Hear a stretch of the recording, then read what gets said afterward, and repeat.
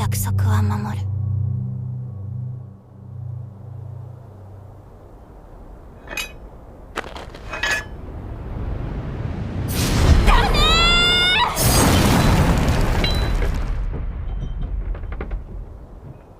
All right, my friends. So the end of Berserk of Gluttony is here. It's finito. It's finished. We've reached the end. Episode 12 of Berserk of Gluttony. And one part satisfied, one part completely unsatisfied. Let me start with a little negativity first. That's the way I like to do it, you know what I mean? Let's go ahead. Let's throw some stones at them, you know? And here's where the unsatisfaction becomes at the end of Berserk of Gluttony. I think the ending kind of sucked. I think that they left the door open intentionally, but I like anime like this typically doesn't get a season 2. Now, I'm not gonna kind of like stand on that, like getting ready to die on that hill, because there's plenty of other, I would put in a category of subpar anime that have been getting season 2. So I'm not saying that it's an impossibility. I don't see anybody like on YouTube, right? If you go and search this, like I don't really see very many people covering this anime. On Twitter, when I log into my anime Twitter channel, you know, when I log into my anime Twitter account, where basically it's just all anime, like I have it very curated, like I only click on anime shit there. I never see Berserk of Gluttony. I don't see it on any top 10s, any character, nothing. Like, so it just leads me to believe that we're probably not going to get a season 2. Now, again, I'll eat my words. If we do, we do.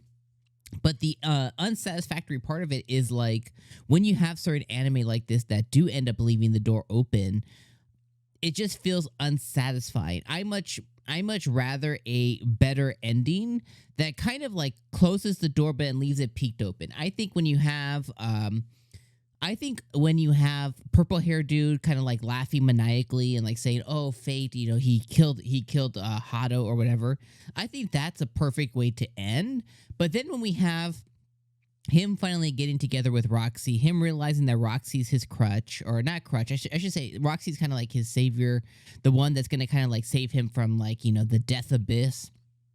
When you have the two other girls being introduced in Eris or whatever her name is, like, but you have the two other girls being introduced, and they're like, "Oh, we have this grander mission, you know, blah blah blah blah blah." I think that's completely like that's an okay thing as well too, but it's like, well, we close the door on Roxy. We don't know exactly what's going on there. He left her a letter. She's gonna get stronger.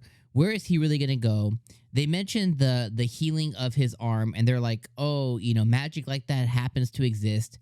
Then he casually just cast the magic and he healed his arm. It's like, okay, well, how did he learn that casting? Where did it come from? Because the moment that his arm got taken away or whatever, like Greed wasn't exactly like, "Oh, don't worry, you know, if you level me up to this level XYZ, I have that innate ability to be able to do." It's like, okay, well, he obviously didn't know that either. He didn't know until Eris or whatever her name is actually said like, "Oh yeah, that healing exists." And when they said that healing exists, I figured like they're gonna go find some kind of like mage or shaman or something like that to actually go find it. But instead, it's just something that he can inherently do, which is cool.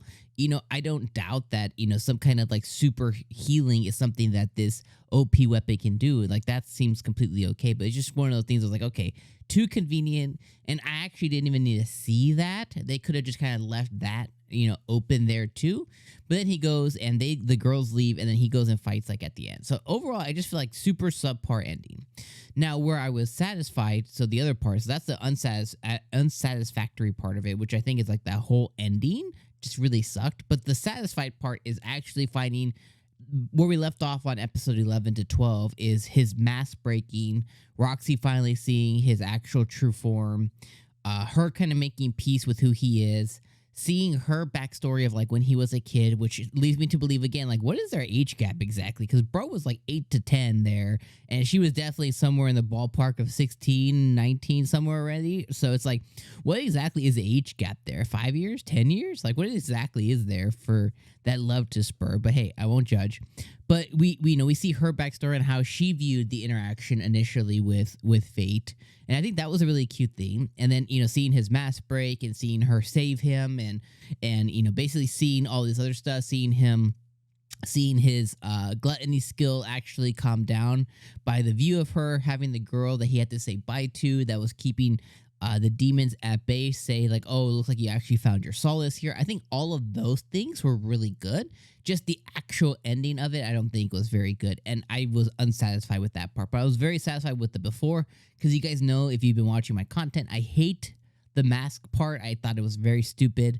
I thought it was just too it was too convenient and too silly at the same time. So I'm glad to finally see that mask stuff, kind of like go away. But then the other part that they kind of left unexplained was, the bad guys, the people that that he was against, the other holy knights. They found out his identity here, but how did they exactly find that out? Is it because Roxy carried him to the Capitol? Is like how did they find that out? Because when he was defeating the divine dragon and the other guy, the other holy knight turned bad or whatever, when he was defeating those two people, like the only people there was Pride and Eris, maybe, and then Roxy herself. So it's like, okay, well, how exactly did other people find out his identity? Like, so it's like we have all these little holes that they just go, don't worry about it. So, anyways, that's the end of Berserk of Gluttony. Appreciate you guys being here all season long. I'm going to see you guys in the winter for a brand new set of anime. No idea what I'm watching yet, but we'll definitely be looking at it during Christmas break and seeing what we're going to be watching this coming season. Appreciate you guys being here. Let me know your final thoughts of this anime down in the comments below. Wasn't exactly like, the best anime or like the best budget anime, but it was a decent watch. And it did have good parts to it. So let me know what you guys think in the comments down below. And we will see you guys on the next one. Peace out, my friends.